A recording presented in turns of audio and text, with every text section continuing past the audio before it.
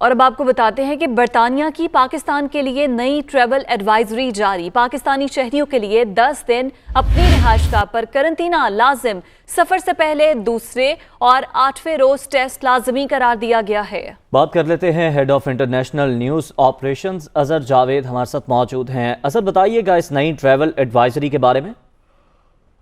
یہ بالکل صرف پاکستان سے اسپیسیفک نہیں ہے، اوورآل یہاں پہ سسٹم چینج ہوا ہے جو 4 اکتوبر سے برطانیہ کے، اور اب ریڈ لسٹ ہوگی، یہاں دوسری گرین لسٹ ہوگی۔ ایمبر لسٹ کو ختم کر دیا گیا اور پاکستان جو عملی طور پر گرین لسٹ پہ ہے، لیکن پاکستان میں لگی ہوئی کسی بھی قسم کی جو ویکسین ہے اس کو برطانیہ نہیں مان رہا، اور پاکستان سے جو بھی اب شخص آئے گا وہ یہاں 10 دن سیلف آئسولیٹ ہونا پڑے گا، اس کو اپنے دیے ہوئے ایڈریس پہ، جو ہوٹل کوارنٹائن نہیں کرنا پڑے گا لیکن اپنے دیے ہوئے ایڈریس پہ اسے 10 دن رہنا پڑے گا۔